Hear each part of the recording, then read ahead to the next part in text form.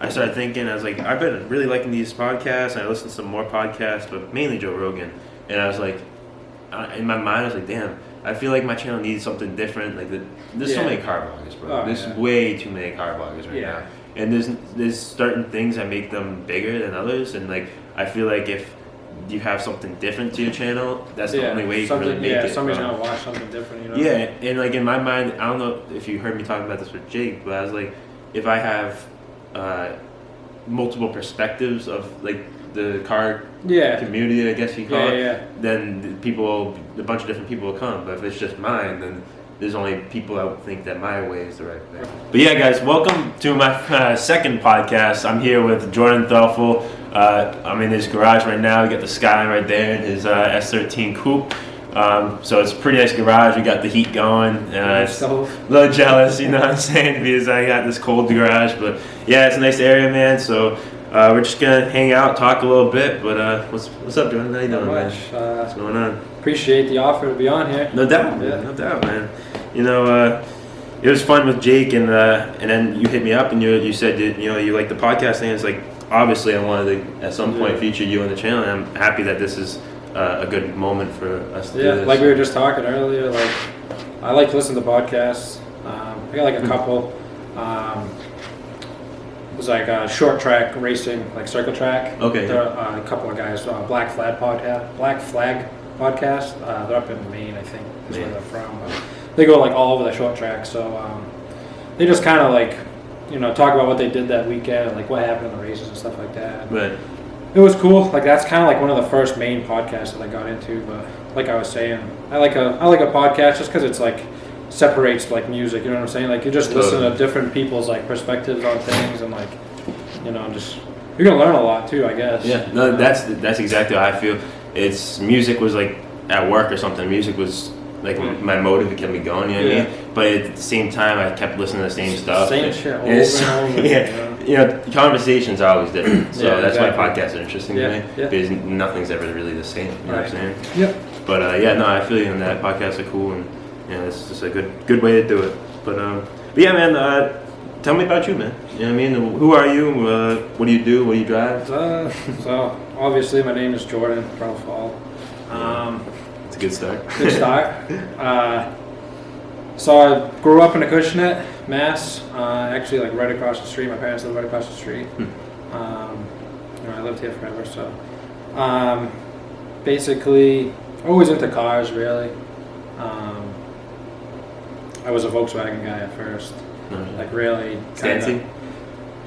I wouldn't really call it like Stancy because like I was like young, like whatever, 16 years old, had a Jetta, and like I don't know, just like time of the Fast and the Furious. I just wanted Jesse's Jetta. Jesse's Jetta, yeah. So I got a Mark III Jetta, whatever, and I was young. I didn't know anything really about anything. You know what I'm saying? Like I didn't have any car friends or anything like that. Really, like no direction, I guess you could say.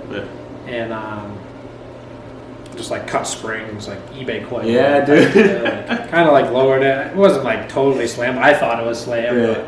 But, so like that was cool for a little while. And then that kind of like phased out. I don't really remember exactly like what had happened to that car, but it kind of just got phased out of it. Yeah. I had met one of my buddies, Josh Almeida.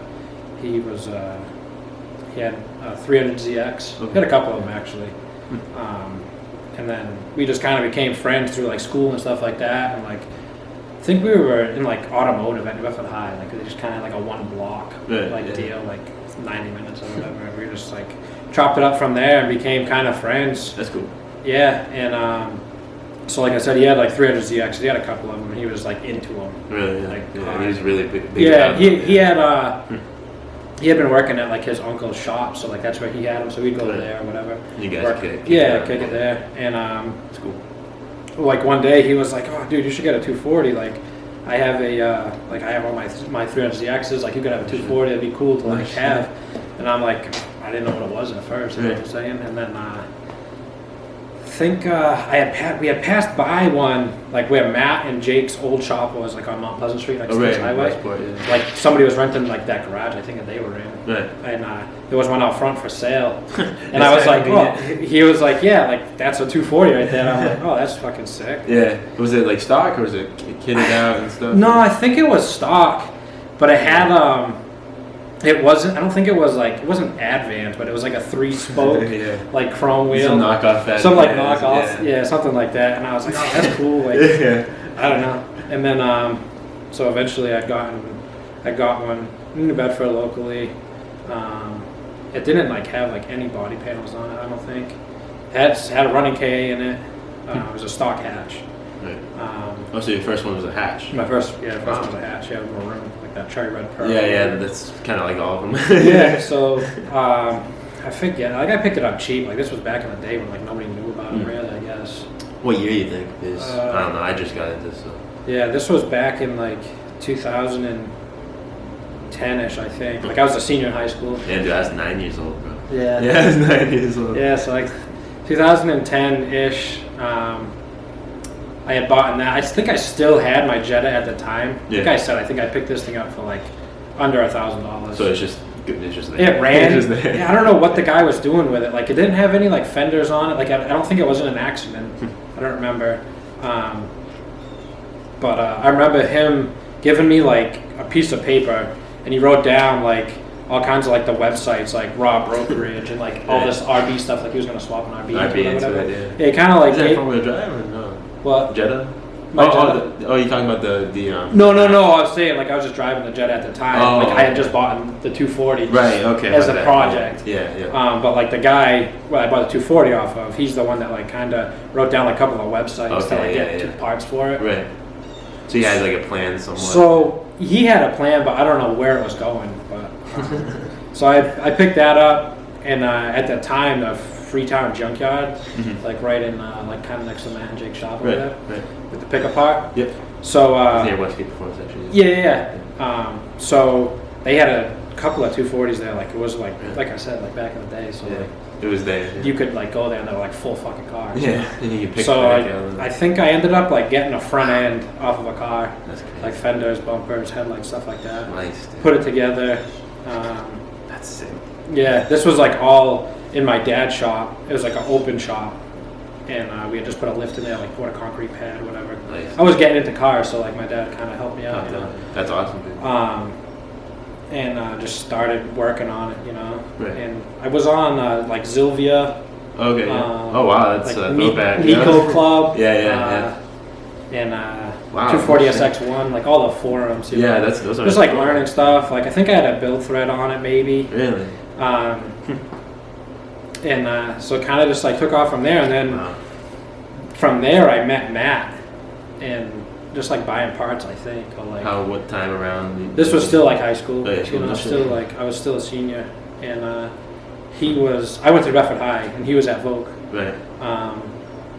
So buying parts and stuff like off of him, like whatever. He was like, he knew about drifting at the time. I didn't know anything about drifting. You just had the 240. I had the 240 just because like I said, my buddy Josh, he had the Z's, and he was like about like nice like cars, like, nothing about drifting, just like nice looking cars, like going like car shows, stuff like that. Kind of like a fancy type. Just like not like fancy, cruising, but just like a nice car, like kind of like a I wouldn't say more like, show. Yeah, and I understand. so like I didn't know anything about drifting at this time, and Matt kind of did. So like he had like the welded diff. Oh yeah. You know, and I was like, dude, like this car is like my daily driver. Like, I can't like afford to be buying like tires and stuff like that. You know what I'm saying? Totally. Like this is still high school, but same. Yeah, like I'm like I can't like afford to like my car like break down. You know, like this is my only car. This is how I get to school. This is like whatever go to work in, and but like. I don't know if he might have had like another car, like a daily or something like that. I think so. Like this was kind of like his intro to drifting, I guess. Right. So eventually, I just I think I ended up selling that car. I drove it for a little while, like a daily driver. Like I said, I never drifted that car. It was like really clean. Really. And I ended up selling that car. I bought an S13. Oh yeah, that's why. I think I seen a picture. It was like well, I had 2 of them. Oh, you did. Okay. It's not the one that set fire. Not that one yet. No, okay. So I bought an S14. This one was like, it was really clean. And then I didn't really do too much to that one. I think I put like coils in it and stuff like that. Like, I don't even think I ever put any wheels on it. Like, I just don't like stock wheels and stuff like that. Right. But eventually, I put a turbo on that one. I think it was like, it was off of like a Porsche. I forget what brand it was, but like it was like a homemade like turbo kit. Really? That like somebody from the forums was selling. You know what I'm saying? Yeah. Wow. I think Russ Barkham. I don't know if you know him, Dang Drifter.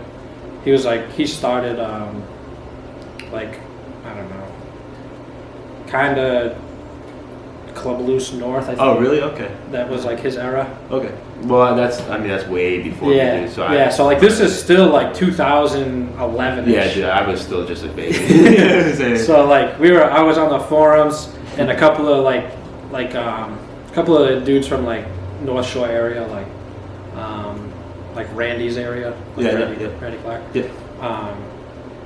So like up there, a couple of those dudes on the forum, they were selling this turbo kit. I ended up buying it off of them, and we put it on my car, and it was like I said, it was like off of like a Porsche, so like this thing was like ugly. Like, it was like a top mount, like log style manifold, whatever. Yeah. So it's kind of hacked together. It was kind of like hacked it together, you know, like bought like an eBay intercooler piping kit. Back then, it wasn't as easy as now, where there's so much stuff for these cars. Yeah, like it was kind of like nothing was like cookie cutter. You know what I'm saying? Like just buy it. Like, I guess it probably was at the time, but I was money was too. Yeah. So I was just like piecing stuff together, and like I was learning, so I wanted to just make stuff. You know? Yeah, no, totally. And like I think at this time, me and Matt were kind of like hanging out like heavy. Yeah. And we got this car running or whatever, and I took it to my first drift event, like the summer of 2010, I think. Really? And it was at Drift Spot, which was before Club Loose North, so it's still at Loudon in the parking lot. Right. Okay. Yeah. I was gonna say that's Nedco, right? Nedco. Yeah. So yeah. So they called it. It was called Drift Spot, and basically the same stuff. You know what I mean? Like same layout, really. Right. Like the parking lot, you know, pit over there, and next to the bathroom, stuff like that. So like that summer, I think it was like one of the last events. Me and Matt, we went up there. He didn't have his car. Like he wasn't. I think he was like building his car at the time. Right. Which is still the same build, right? Still the same car. I'm pretty sure it's still the same car. Yeah. Dude, that's crazy. Yeah. That's honestly and so we went up there, first drift event, and I was just like doing like big donuts. You know what I'm saying? Like just like big long sweepers. Like I don't think I was leaking anything. It was my first drift event. You know, I hadn't really done too much like street drifting. Stuff, yeah. You know.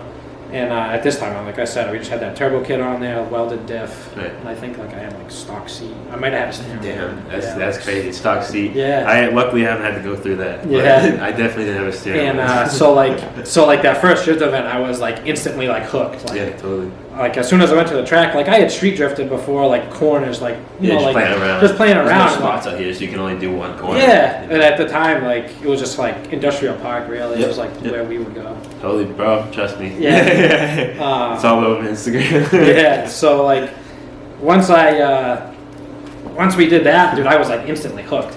So that winter, I sold that car, kind of like put it back to stock, kept like a few things, you know, kept like my coils and stuff like that. The important stuff. And then I sold that car, and Matt had bought, I think it was the same, maybe it wasn't the same guy, but Matt had bought a car with an SR in it.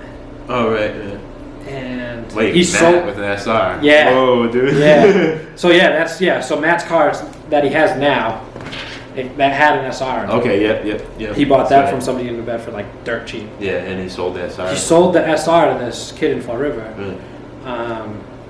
Ryan Borges, I think his name is. Is he still around in the area? I don't know if he's still around.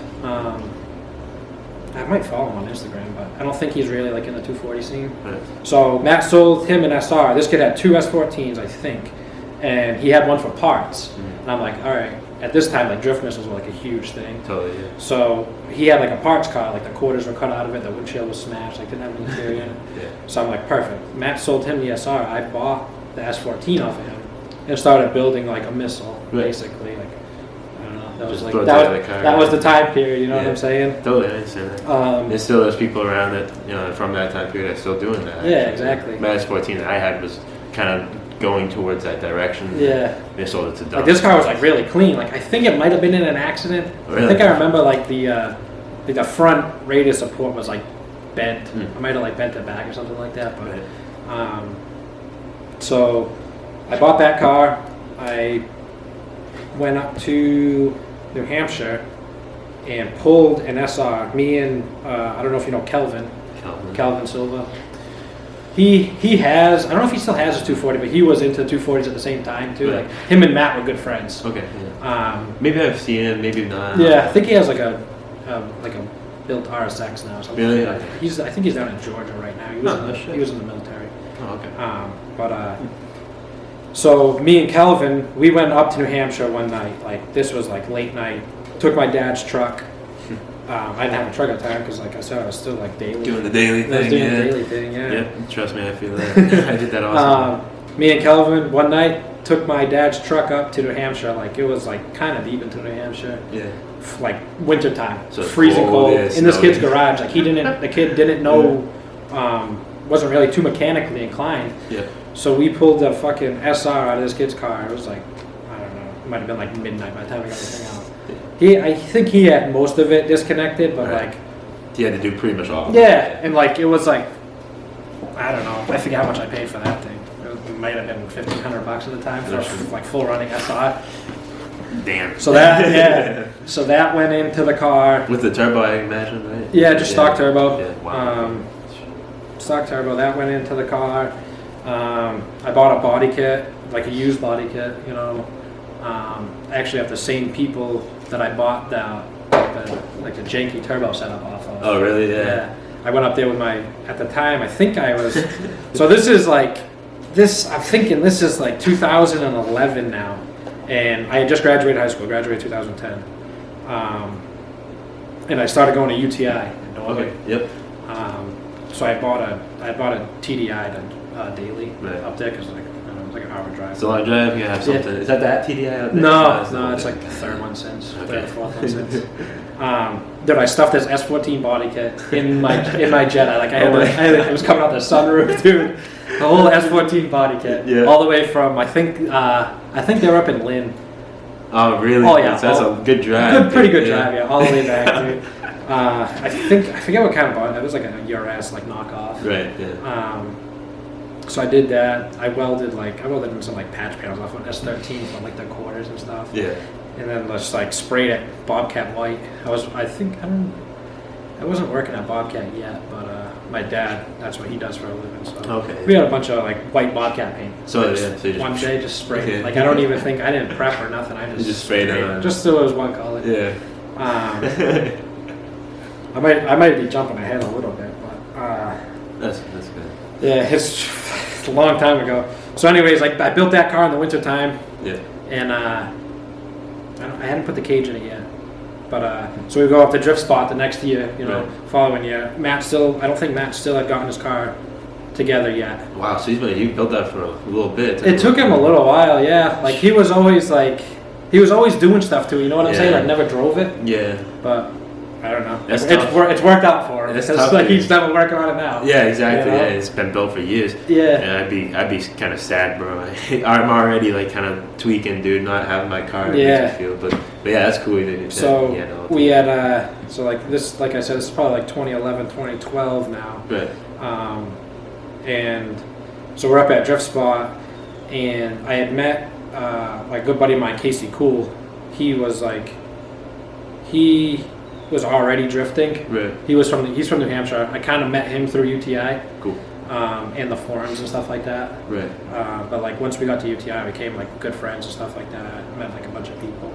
So he kind of like, I guess you could say like took me under his wing, and so we go up to Drift Spot, and we're like kind of good friends with people that are running it or whatever. So I don't know. Most people, I feel like the first time they go to a drift event, like their first drift event ever, or whatever, new sanction or whatever, Totally. like you're just like stuck in the back, like doing donuts and stuff like that. Yeah. But, like, so they had me.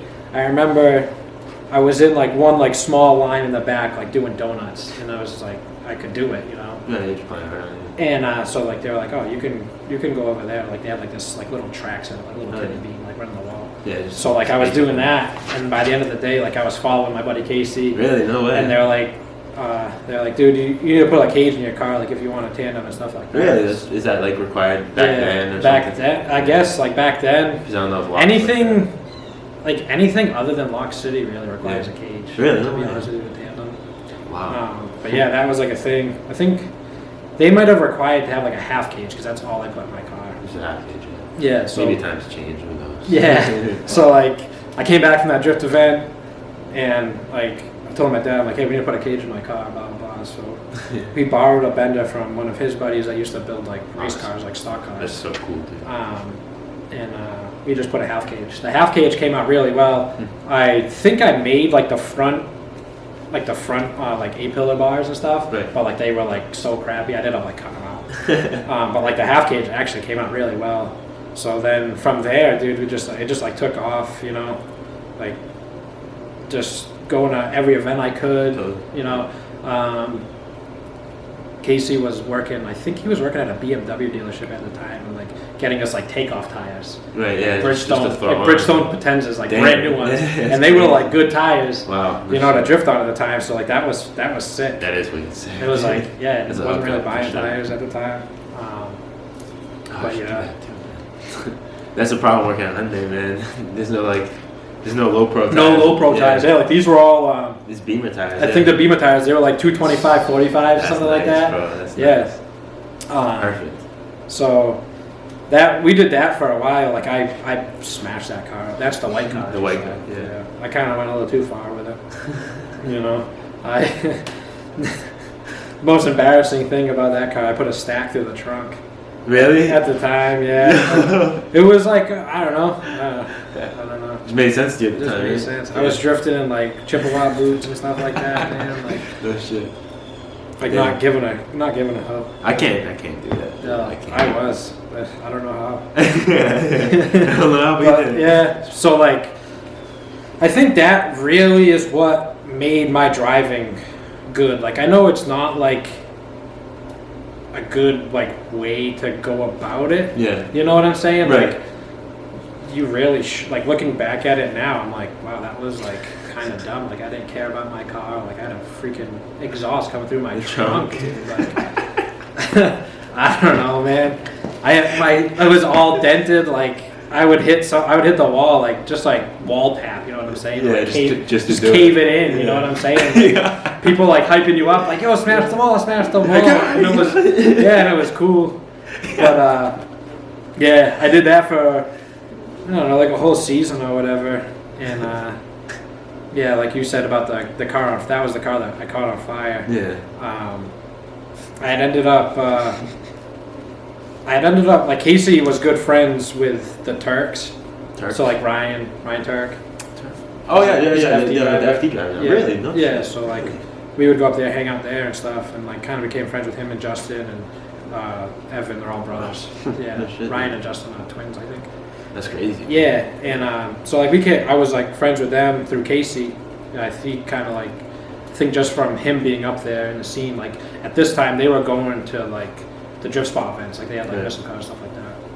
And I had bought a top mount turbo that was on like I think it was on Justin's FD car. No shit. I had bought a top mount turbo off of them, and like I said, man, just doing stupid stuff, not really knowing, like having a direction, or I don't know what it was. It was just me, I guess. I had put like a heater hose for an oil drain. Right. Yeah. That's what I did too. Yeah. Like that's what I don't know. It's time, just like made sense. Yeah. It's like, oh, this is gonna work out good. Yeah. And I guess after a couple of laps around the track, that thing got hot and just melted. And then just all the oil from the engine was coming right onto the manifold.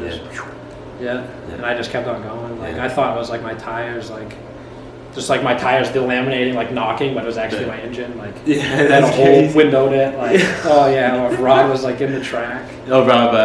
My connecting rod. Oh, I thought you said Rob. Oh, was it? No. Yo, you blew up your motor? Oh yeah, windowed it. Man, oh dude. yeah, I still have it. Oh my god. So like that's kind of Was that a K or SR? No, that was the SR that I bought. Okay, yeah. That I put in there. Wow, dude. Oh yeah, from New Hampshire. Yep. Dude, that's crazy. Dang. Yeah, next time I'm definitely not gonna use that hose, man. Yeah, when I go back to like things that you know now is just like, I don't know. I feel like everybody now, like this, like the community is just so tight now. You know, it's not even.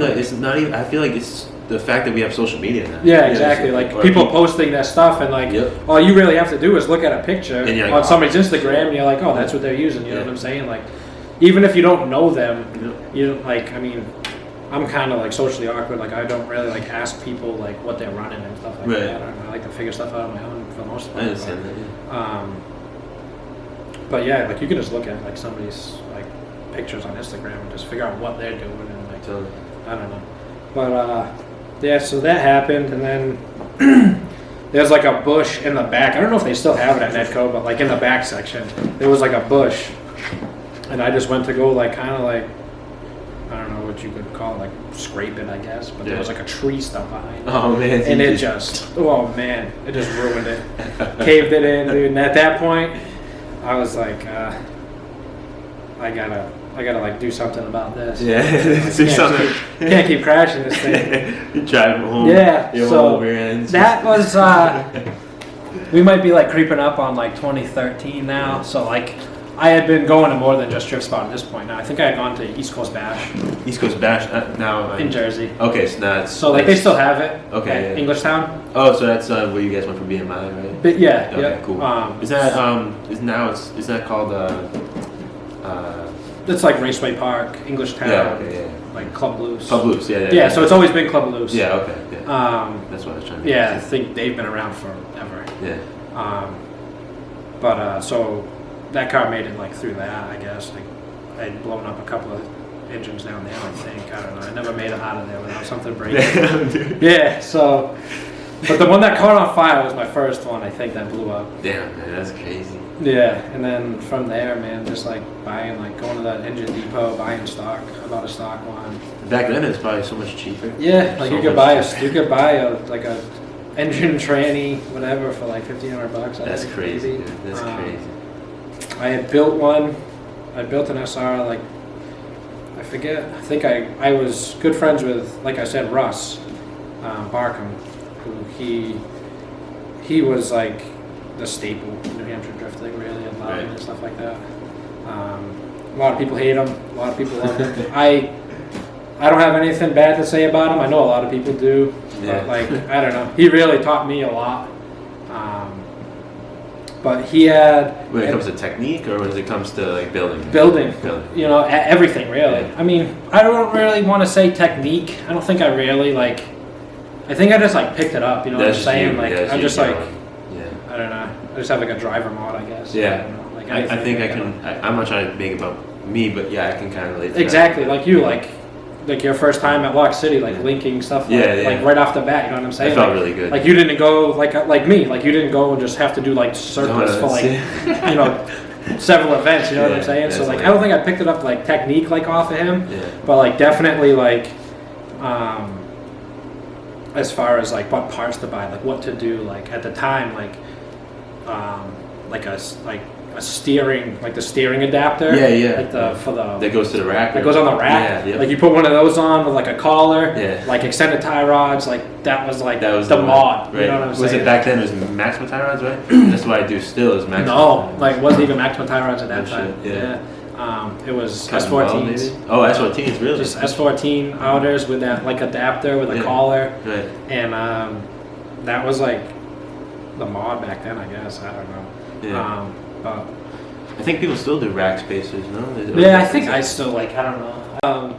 So I don't know. I still have like a lot of stuff on this car that is just like ancient. Mm-hmm. Like Russ used to make knuckles.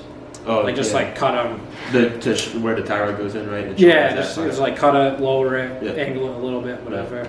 Like bottom of the barrel knuckle. Like I still run it in my car. You know what I'm saying? I've had them forever. I think they were on that white car, that white S14. Yeah. But so like kind of got off track there a little bit. But, That's yeah. So like I don't think I was planning on building this car, but Matt, he went and picked up. We found this guy in Rhode Island who had a convertible that was like, pretty sure the convertible was all together. I'm pretty sure it was the one that he had. Just sold the it red back, one, right? He just sold to his brother. Okay. I think it was that one. I'm not positive though. But this guy, he had a vert. Regardless, this guy had a vert, and he had my car, and my car was like a parts car for the vert. I think that's what he was doing. He was trying to put the vert together. Right. And he wouldn't sell one without the other. Yeah. So Matt was like, "Hey, I want to buy this vert. Do you want to buy this car?" And I'm like, "Yeah, sure, whatever." So yeah. That's this car. That's this car. Yeah. Same thing again. This one was even less body panels than the first S13 that I bought. Like this I think it had a lot of stuff with it, but it wasn't on it. You know what I'm saying? Like no doors, no trunk, no hood, no fenders, nothing. This like thing was stripped. It was stripped. Like this guy was using it as a parts car. I think the interior was all there. I don't think it had brakes. Like the calipers went on it or something like that, but it ran. Yeah. So like it was automatic. Oh, okay, yeah. Damn. So like I do so much to this thing. Yeah, dude. So I bought it. Funny thing is, I bought it. One of my other buddies who wasn't into drifting, he had just like kind of come along to ECB for the East Coast Bash, just for like the party. Yeah. We actually. He's just one of those guys. Yeah, he trailered my car down there. That shit. And he'd been like my longtime friend for a while, but like he wasn't into drifting. Like we've known each other since like kindergarten. No shit. And he kind of like got the bug. Yeah. And at this time, the white car was still like alive. Yeah. So I'm like, oh, I'll sell you the car, blah blah blah. The trunk. Yeah. Exhaust. Yeah, rub it in. But so I sold him the car, and I don't think he ever took it. And then I was like, dude, I can't sell you that car. Like, can I like have him back? Whatever. At this time, it was like a couple of weeks later, and he was like, yeah, man, like I'm not really into it. You know what I'm saying? So I bought it back. He's kind of low relief. Yeah, I bought it back, and I turned it into a street car. Really, that's what I wanted. You know, I wanted to turn it into a street car. I still have my other drift car. And then just like I forget what I did to it. Like I had coils on it and stuff like that. Like all the body panels were like straight. Yeah. This car was like straight. Oh shit. And had a lot of. I think it had like 200,000 miles on it, but like there was like no rust really anywhere. You're talking about the S14? No, this car. Like even though like the guy was like parting it out like for that other vert, like I don't know why, because like this car was pretty like it was a nice car. Pretty immaculate. That's tough. Yeah. So like me being me, like cut the quarters up. You know, put bigger wheels on it, put a body kit on it. And stuff. Well, that was after the I jumped ahead a little bit there. So it was like a street car. Right. That's what I was aiming for. I had it all together like nice. I think I had 5-speed swapped it. Nice. And then, like I told you earlier about like that bush tree ordeal, kind of killed the S14, and like that was like the end of the season. So I'm like, you know what? Like my driving has gotten good, like to where like I can like I know like where my car is on the track. You know what I'm saying? Like I just have that awareness of like how big my car is, like where I can put it. Yeah, so you're not gonna crash into the tree. Yeah. So like. I think my buddy Casey at the time was like, dude, it's time to time to clean it up a little bit, whatever. So that's when I started on this car. I think I went a season before I cut it up. I think I went a season like just like stock body, right? Totally stock body, like stock bumpers and everything, like that. Like I drifted like that for a little while. Put the engine from the S14 in it, you know, whole ordeal. Like swapped everything over to this car. Like just abandoned the S14. Like just scrap pile. Just it was in the back for a while. With all the other like parts cars I had bought throughout the years. Like I had like 4 of them. Dang, dude, that's crazy. Just chilling back there. Yeah. So that's when like this car really started. So that was like 2013, 2014 maybe. I had started on this car. Right. I don't know. It's gone through a lot of phases. Like I said, I had that stock like street car look, and then the next year I put the SR in it, started drifting it, and then from there it was like wanted like body kit, stuff like that. Right. So chopped it up. I actually 1 year for I think it was East Coast Bash. Like we were going to New Jersey a lot. Like I don't know, not a lot, but like maybe like a few times a year. Yeah, a few times a year. Yeah, that's a good amount. And East Coast Bash was one of like the biggest events that we would go to. You know what I'm saying? And like it'd be cool to have like matching cars. So is Lock City a thing yet at this point? Or Lock City was a thing at Lime Rock. Oh, okay. Oh, wow. So in the other place in Connecticut. So yeah. It's a different racetrack. It was like Lime Rock's like a really like historic like road racing track. Yeah, right. I looked at it before. They would do drifting on the go-kart track. It was like a butterfly thing. Yeah. It was really fun. Really fun track. Yeah, that's one that I wish I could go back to. Hopefully. Maybe one day. Maybe one day. I think it's just like the track is just like so prestigious. I think is what it is, Yeah. and like drifters like going off and stuff like that, like ruining the track. I don't know if that's what it is, but like. I understand. You know, it's kind of like they have like big time like road racers. Like, you know, real deal. Like $1 million kind of stuff going on and stuff like that. Like huge events. Yeah, so and it's like like prestige. Which I get it. Yeah, you know? Understandable. But this place. So yeah, at that time we were doing Lock City events at Lime Rock. I don't know if Loudon had become Club Loose North yet, but it was like still stuff going on in Loudon. Yeah. And then we were going to New Jersey, so like back to the car, we I plastic dipped it. Oh shit! Plastic dipped it. Oh shit! White, so that way it could match Casey's. Casey had just painted his car white. Yeah. So I could match him and like a couple of other friends in New Hampshire. Joe Scuderi. I think Jake mentioned him. He's like a OG. Yeah, maybe. I think he's an OG from New Hampshire. Yeah. He had painted his car white too. We were all driving together. James Costello's, I think his car was white at the time. So we were all at East Coast Bash, and I was like, dude, I need to paint my car white. Like, I can't be like my car's like multicolored right now, whatever. Yeah. So plastic dipped it. Damn. We go down there, and then like the weekend after that, I had started like over fenders, body kit, stuff like that. Drove it the rest of the season, like tore the plastic dip off of it. Yeah, which was a pain in the ass. I didn't put enough layers on. I didn't put enough layers on, so it was like a pain in the ass. I was like pressure washing it a lot. So, yeah, and then I just remember I had brand new fenders on the car, and we were down in Jersey.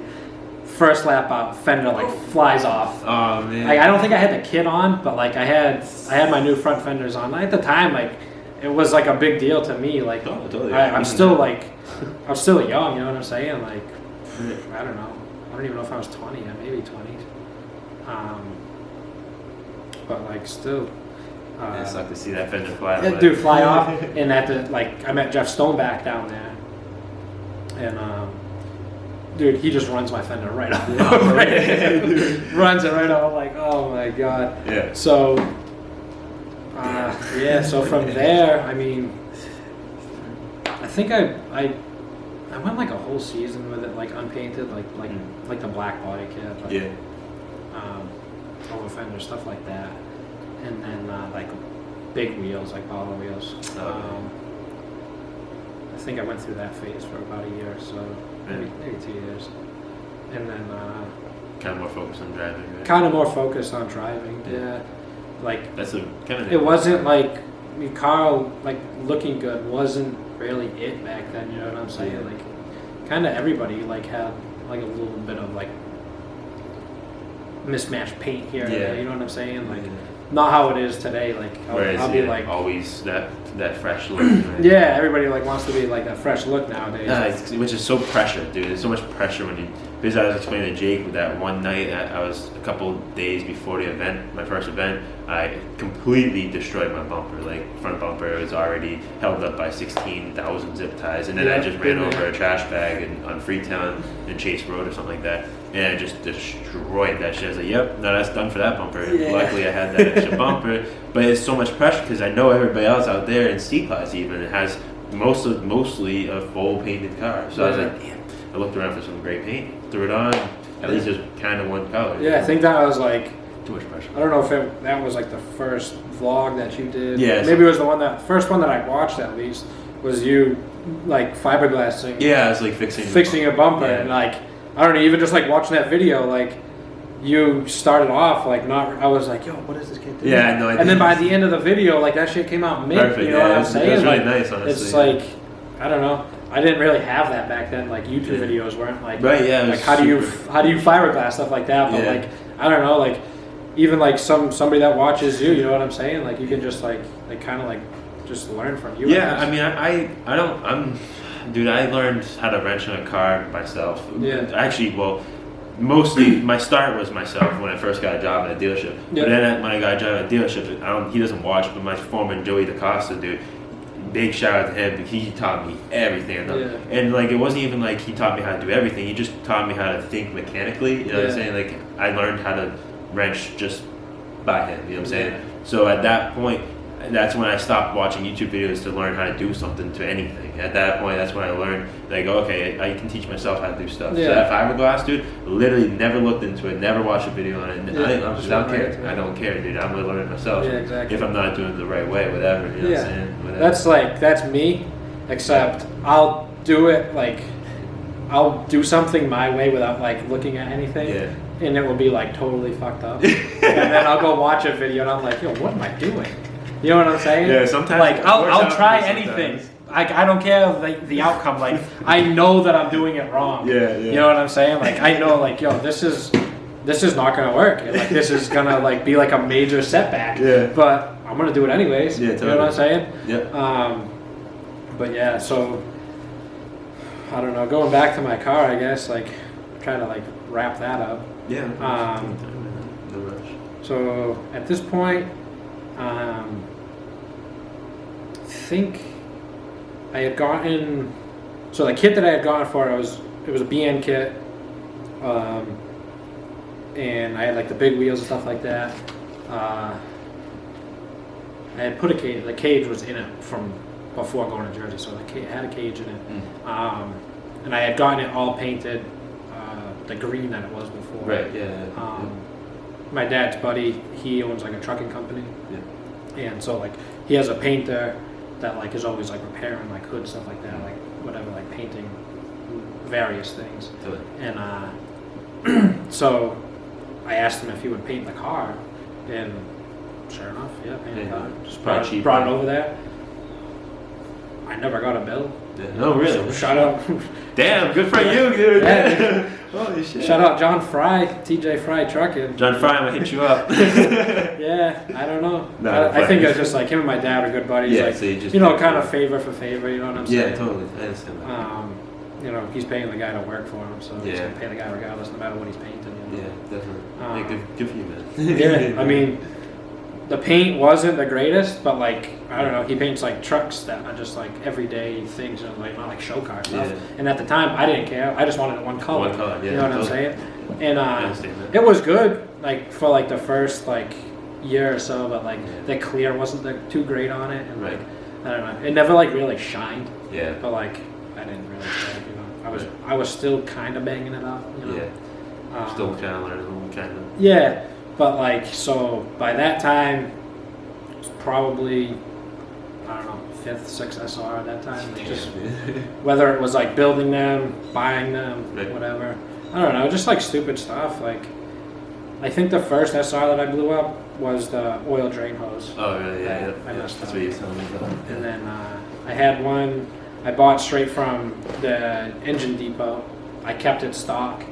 The wastegate line blew off of that. Blew that up. Like, I dented my oil pan in New Jersey, like went off track. Like it's pretty harsh there. Yeah, no, yeah. Went off track there, and I was like, my car's always been like really low. Yeah. That's part of it. That's actually one of the questions I was gonna ask. Yeah, dude. so we'll get to that. Yeah. So dented my oil pan, blew one up there, like spun a rod bearing, blew it up there. Just like stuff like that, you know what I'm saying? Yeah. And I'd blown one up in New Jersey. My cousin Cam, he had bought in a coupe and it had an SR in it, and he'd never really been into the drift scene. Right. I think like he just kind of like wanted 240s because I had one. Yeah. You know, like I don't know, really anything I did, I think he thought I was cool. Yeah, right. He was my little cousin. Yeah, Not so he's so looked up to you a little bit. Yeah, he's not like too much younger than me, a couple years younger than me. Yeah. So like always looked up to me, I feel like. Yeah. And so he bought this car, had an SR in it. Wiring was like wicked janky, and I think he like tried to like jump start or something like that. Engine harness caught fire, and he wasn't like too mechanically inclined at the time. Like now he's pretty mechanically inclined now. Yeah. He's worked at the dealership, stuff like that. So like he could swap the engine now. Yeah. You know what I'm saying? But at the time, I still had the KA that came with this car, and I'm like, hey man, like you're in high school. Let me help you out a little bit here. Right. I'll swap the KA into your car so that way you have a reliable car. Right. And you just give me the SR. Yeah. So we did that, dude. Yeah. I did that, and like this was like all like weekends at a time. Like I would be like swapping engines like every weekend. Yeah. And so this time, me and Casey, we were going to do a demo for like at like a new car dealership that was opening up in Maine. So swapped his SR, my cousin's SR, into it, and I don't know, first 2 laps around, rod knocked. Oh man. Yeah. I don't know what that one was. That was kind of like a sketchy deal where the SR was an NASR with a turbo put onto it. So okay, so it's probably just not ready for it. I don't know. I might have been like the I think I'd used like Napa like 5W30 whatever, like oil that says to use in an SR. Yeah, and like at this time, like I didn't have oil coolers, I didn't have any of that stuff. I just had I had the SR. Yeah. You know. Yeah. You just had an SR. Yeah. I respect it. Yeah. No engine management. Like I had like ROM tunes at the time. Oh yeah. That's why I had this here, and it's just not it. It's just not it, dude. like borderline, like basic stuff. So we had I had done that, blown that engine up, and then that might have been right around like 2016. So like at this time, Club Loose North was really like kicking off, and I think Lock City at Lime Rock was really kicking off at this time. Okay. So we were kind of starting to stay like local. Yeah, instead of all over. And I think I gotta remember. I think Casey had like moved away. He went to UTI also, but then like he like went further. He went to like the Cummins school for UTI, like the program down in like Arizona. Right. Yeah. So like he had gone away. Yeah. And then at this time, this is like when I met Jake. Okay. Yeah. So the first time I vividly remember like hanging out with him. He asked me to roll the fenders on his Miata. He brought. Yeah, he was all stancy. He was all stancy, right? So he brings it down. Like at this time, I don't think I was living here yet. So like, still had like the shop at my dad's. Yeah. Like just like the open shop. Put this Miata on the lift, whatever. Roll the fenders. We go to like, he goes to drive away, and there's like, it's like kind of like a gravel road. Yeah. Big potholes. Oh man. Dude, he gets it beached in one of the potholes. Oh man, it was like. That was bad pain. Yeah. So like from there, he had that Miata, and we were, just, I don't know, like kind of like becoming friends. Yeah. And I think just from like hanging out with me, he wanted a 240. Oh yeah, totally. I understand that. Kind of like took his Miata apart one day, I think, and then. Yeah, he was telling me about that. I remember. He said he got a garage or something. Yeah, I remember towing. Rip it apart. I remember towing. Like, he had gotten a new garage. Yeah. A couple of buddies of his, like out in like Taunton or something like that. Right? Yeah. So it was kind of a drive. I'm like, Totally. you're gonna have a garage right Yeah. So I used my dad's Ram truck, towed the car out there for him, and like, then he bought a 240. I don't think we were real good friends at the time, so like I don't know if anybody went and like looked at it with him. I don't remember, but he just picked it up. Right? He just kind of like picked it up. Yeah, I don't remember. I don't remember if it was a car from around here. It might have been. It might have been like Dylan Miranda's car or like Alex's car or something like that. I forget. I feel like it was like one of those cars from around here. Because I feel like I remember him telling us stories about like that car's been through Coupe. No shit. Yeah, that's crazy. Yeah. If anybody, I know not everybody here is on this channel is from the area, but Coupe is just this crazy off-roading area in our area, obviously. So, but yeah, no, it's that'd be gnarly for an S13. Oh no, it's good. That thing's battery's good. Yeah, I charged this morning. The last 9 hours or some shit. So yeah. Yeah, we talking about Coupe cut. Sorry, I just had to use the bathroom real quick. Yeah. So Jake got his car, and I think it was definitely Club Loose North at the time when he got his car. I think Drift Spot had gone away. Okay. Big beef up there between like Russ and a couple of the other people that ran Drift Spot. How does that work now where it's Drift Spot and now also it's Club Loose North? It's just like... What does that mean really? It's just like different people running the events. You know what I'm saying? So like... Does someone who runs an event, like say Lock City, those guys like Mike Lynch and stuff, they have could go share in that track, or is that track completely owned by No, it's completely owned like by Loudon. Okay, yeah. But like they rent it. Basically, I'm pretty sure that's how it goes. I don't know how it goes, but like, they rent it out to a venue. Right. Okay. You know, like me and you could start, you know, a drift, whatever, I don't know. We could start up an event, I guess you could say. Yeah. We could go to the track and be like, hey, we want to host these events, and you know, I think they either kind of like say yeah, I don't know. Yeah. But at the time, like I said, I forget who was running the Drift Spot events. It's been so long. But regardless, I think he kind of got out of the game a little bit. Yeah. Like, so then like Drift Spot went away, and then like somebody else was like, I kind of want to start events here, which was Russ. Right. He's like, I want to start events here, so he went to the track, you know, and he got events going. And obviously, different people just changed the name. You know, it was basically the same thing though. Same people going to drive. Same people going there to drive. Yeah, you know what I'm saying? So it wasn't as big, so it was like same vibe really. Right. And then it kind of like took off, like a couple of years into Club Loose North. Kind of like is when drifting kind of like took off, and then like up there, like the whole like missile stage kind of happened. I think like a lot more based on driving. Yeah, so versus style, which is like kind of like how Lock City is, you know what I'm saying? Like you go there, you see a lot of like styled cars. Definitely. Whereas when you go to Club Loose North, it was like driving, you know, like people no body panel, stuff like that. Right.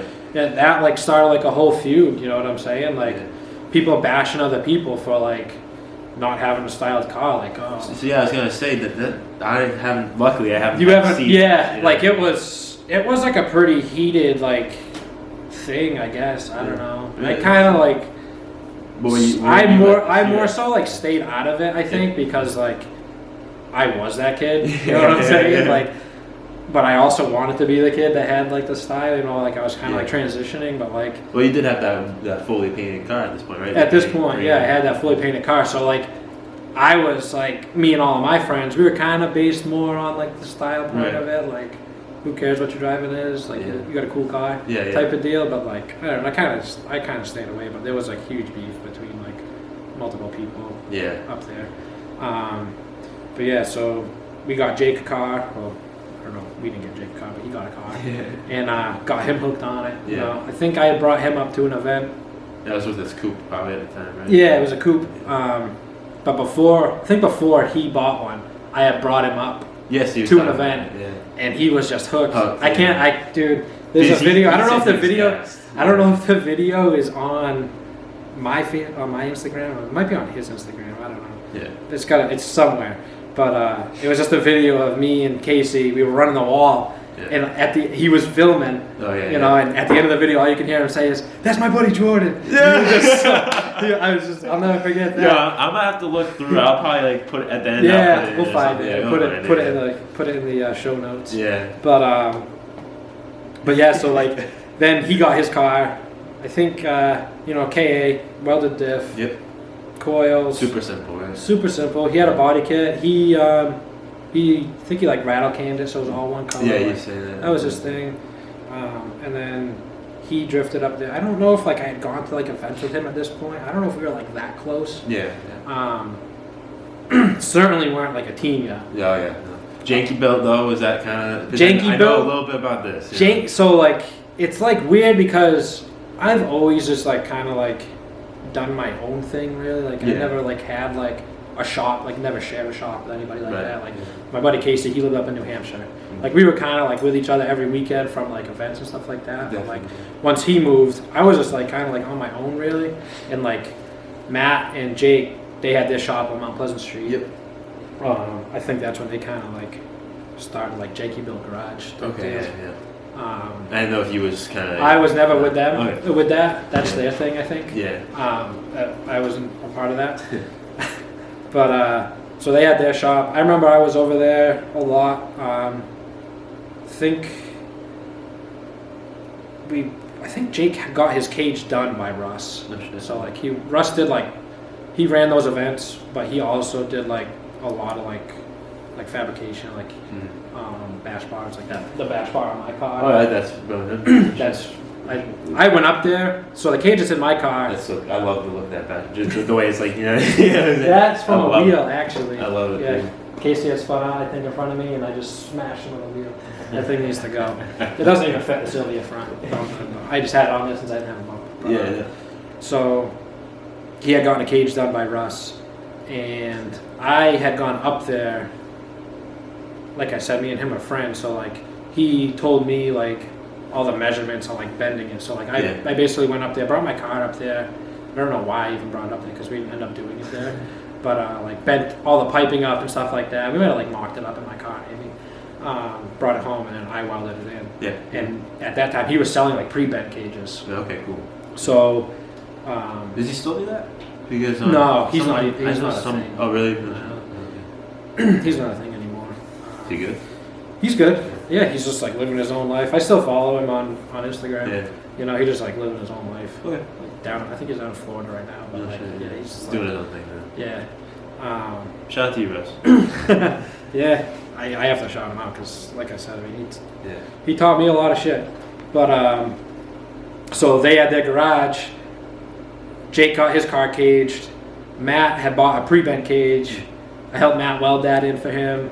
So like this is like when we started, really connect and like go to events together and stuff like that.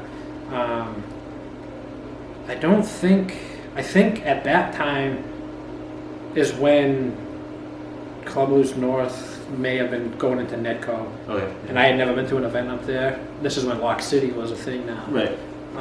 At Thompson. Okay, yeah. So that's cool. So you guys were. I think Jake did like a season, like maybe like by himself, or like maybe him and Matt did a season up at Loudon. Yeah.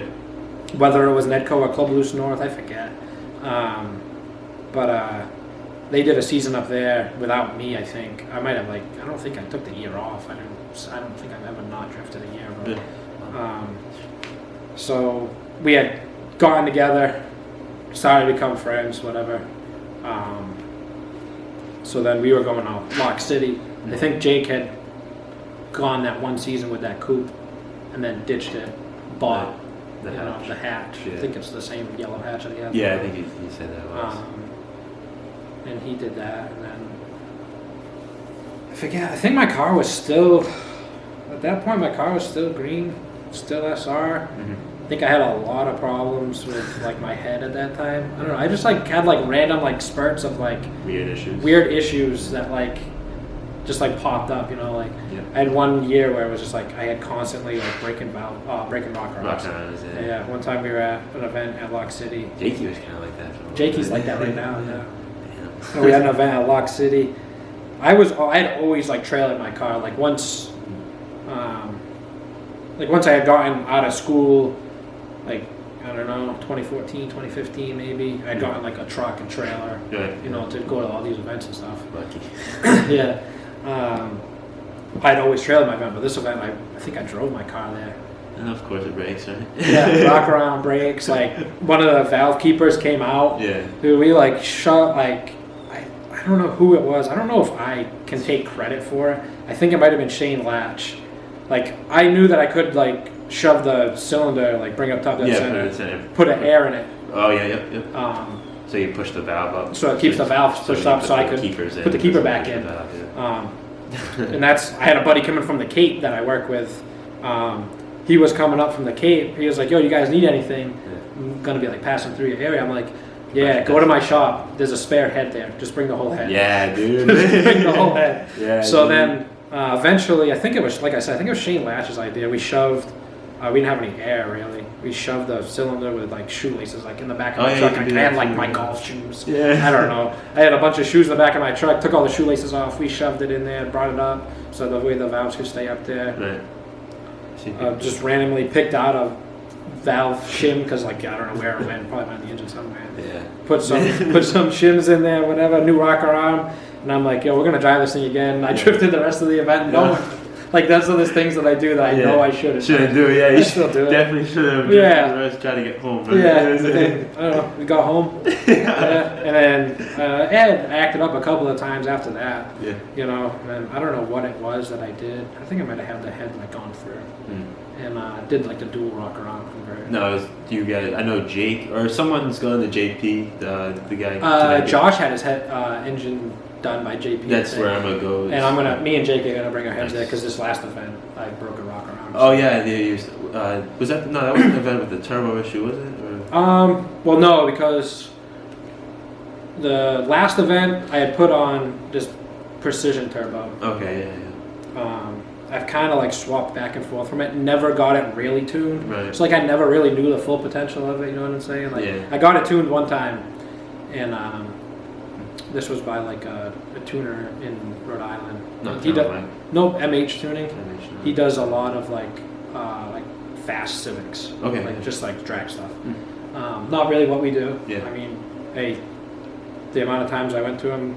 I mean, I never really had an issie, but it wasn't like full potential. Yeah, you know what I'm saying? There's definitely a lot of differences. There's a lot of differences between, yeah. You know, so he had tuned it with this big turbo on it that I have now. I don't know why I call it big turbo. It's just top mount. It's not very big. He had tuned it and the thing ripped. No shit. Like I took it on the highway going to Matt's garage. I think I was going to their garage one night. Get on the highway, dude, and the thing just like falls on its face, like not really running good. And I find out that the later on the cast bolts I never tightened them from like building the engine. I don't think. No shit. And like knowing that we needed to adjust timing maybe. Yeah. And I don't know, never tightened them. So like the cast, like I think it screwed the cast up, and then I never realized it, and I was like, I think at the time he was telling me that I didn't have a built head at the time, so. He was saying like there's valve springs, like I was having valve float. Yeah. So I'm like, all right, screw this turbo. We're going back to the stock stuff. Like that's what I've always been about. Yeah. It's like OEM plus. Totally. You know, it works. Yeah, absolutely. I mean, it's designed by the best. And you know, they spend so much money on engineering for a beautiful car. Yeah. So it makes sense to stay OEM. Yeah. You know what I mean? So like I've always had like OEM like. I don't know. I don't go with like the aftermarket like intake manifolds, like the Freddie or Gredian manifolds. Matt has that X. What is it called? Matt has that excessive manifold. I remember when we put that thing on, like all like the threads leaked and stuff like that. Like had the helicoil threads, I think. Yeah. But so yeah, I went through like I said, I was flopping back and forth between the GTX turbo that I had and this Precision. I just never really felt comfortable with this one that it's on there now. But so back to the turbo. The day I had the turbo problem, my GTX finally like blew up. Like I'd known that it had been like every time I would take the intake off, like oil all over the place, like shaft play. Like I could see the blades were like bent and chewed up. And I'm like, I think we got one more out of it. Yeah. So I think it was the second to last Lock City event last year. It was making noise, like I could hear the fan, like idling. I could hear the fan, like the fins just hitting the housing. Oh man, it sounded so bad. So after that, I just put this turbo on, got it tuned by Turbo Mike, and then that thing rips. Oh yeah. I still need to do some stuff like the downpipe, the flanger's like warped, so like it caught on fire on the dyno. Damn, really? No shit. Yeah, because like I was just doing whatever I could because it was like a couple of days before the last event. I'm like, dude, we just gotta get this thing together. So I ended up putting RTV like right on the turbo, right on the flange. Holy shit. Yeah, with a gasket, like just sandwiched it in there. Yeah, I put a brand new turbo blanket on it. Yeah. And I guess the RTV must have caught on fire at the dyno. Yeah. Damn. Yeah. And so like the blanket was on fire. Jakey was like, "Yo, this thing's on fire." I'm like, nah, it's probably just smoking because that's a brand new turbo blanket, right, you know. So he's like, no, it gets on fire. It was on fire. Damn, man. Yeah, so like got it tuned, and then that last event, like, it ripped. Yeah. But broke a rocker arm. Damn. And then ended up, Jake's seat was like broken, but like, I was like, yo, let me put my seat in the car so I can drive it. If you're not going to drive it because you don't want to break your seat even more, let me put my seat in it so I can drive it. And I blew up the diff. Damn, dude. That's that video of Matt just like coming down the whole road course with it locked up. Yeah, I was coming up the tree turn in the clubhouse, and the thing just started like making like a locked up noise. Like I could hear like it was just like screeching, and just all of a sudden just boom. Yeah. But that's trash. Yeah. So I mean that's kind of like where we're at. I mean we think like as a team like we kind of like two years ago maybe we really started to hit off, you know. Jakey and Josh, I've always known Jakey and Josh. My like one of my best friends, Matty, I've known him since kindergarten too also. He's always been a stance kid. Okay. He's a Volkswagen kid, had like a bagged 20th anniversary, you know, so he's always like stance like going. I'm not really fond of Volkswagen, so it's the 20th anniversary. Don't mean much to me, to be honest. Yeah, it was cool. Yeah, Mark IV. I'm sure it was pretty cool. Yeah. So he's always like been into like filming and stuff like that. So he comes to events like he has a drone. Oh wow. Like he was like into like race drones and stuff like that for a little while. So like we'd slap a GoPro into a race drone. And like when we were up in like Canaan and stuff like that. Which we totally skipped over that stage, but we were only there for like a year. I think that's when. I don't know. I don't think Jake ever got to drive. That's upstate New York. No, New Hampshire. So like kind of like in the middle of New Hampshire. Because I know Jimmy Oaks was there like recently this summer or something. I think he was. Yeah. That was like so that track. It's actually like Vermont. I think it's like on the Vermont, New Hampshire border because we went there for a special stage. Final bout came for a special stage, and it was like ice cold out here. No shit. And we had Josh's van at the time. And I just remember like it was just like freezing. I was in my in my trailer freezing, and they had like this Dutch oven, I don't know if that's what it's even called, like one of them like electric heaters. Yeah. Like a fake fireplace inside of the van. Yeah. And like they were just rat packed in there. And I was freezing. I'm like, yo, I gotta come in here. And then eventually we just like we were all up and we just started like driving the van around because we didn't want to idle it in the pits. Yeah. Like everybody's trying to sleep. Yeah. So like we just started driving, and then I remember like we were obviously like drinking, I think. I don't know, but we were just like kind of like a groggy. Just woke up and we were in Vermont, and Josh is just skateboarding like 2-3 o'clock in the morning, dude. Josh is just at a skate park. We're just parked at a skate park. Like we're all like some of us are sleeping in the van, but like we wake up and Josh is just skateboarding outside of the freaking park in a skate park in like Maine, Vermont. So I think it was like I think it's close to like the Vermont, like White River Junction area maybe. Yeah. But so that track came about like 2016, I think, maybe somewhere around there, and huge road course type deal, you know. Yeah. I think Lynch kind of found it, maybe like Lynch, Landers, Shane Latch. Yeah. They kind of like came about, and like there was like a couple of private days that we went up there just to see like what it was like, you know, if the guy liked us at all, like the manager. Yeah. It kicked off pretty good, and then once it started getting bigger and bigger, and like we had to like get more people there, I guess maybe is what the reasoning was to get more people there. Like like C class, B class type people. Right. Yeah. Just kind of big. And they were just going off, just a lot of offs, and like the guy was like trying to make it into like a nice track with like nice grass, like don't go off. Yeah. He was like he did not want us to go off track. Yeah. Excuse me. So yeah, he didn't like us, and we got kicked out of there. I think we drove there maybe two seasons. Yeah.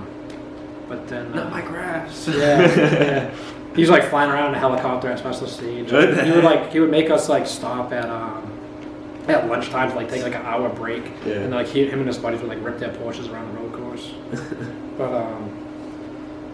yeah, so that like reminds me right there. One of the events, Jakey was getting his license. Oh no shit, really? So he couldn't go up to one of the events. So like at this point, Jakey and Josh, they were like starting to come hang out with us. I don't know how we found them. Yeah. Like I know how I found them. Like I was telling you, my buddy Matty. Yeah. They're his cousins. Okay. So like I've always known them. Yeah. Like going to play hockey, whatever, hanging out with Matty. His little cousins would always come around. Yeah. So I don't know how Jakey got into like drifting, or Josh, but regardless, once they started getting into it is like when we were all really became together. You know what I'm saying? Totally. Like, we all drove together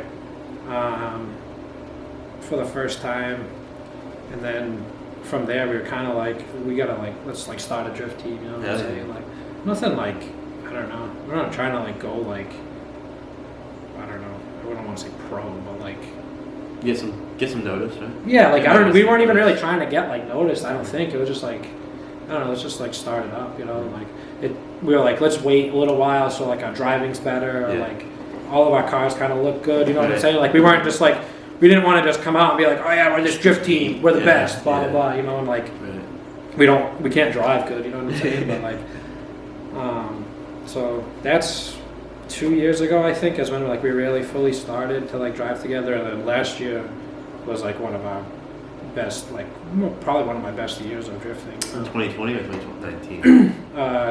2019, I would say. Yeah. We kind of, it was like Jakey and Josh, they were still like getting into it, like still B class. Right, yeah. But like me and Jake, we drove like extremely well together in like 2018, 2019. No shit, yeah. And then Matt really stepped it up this year.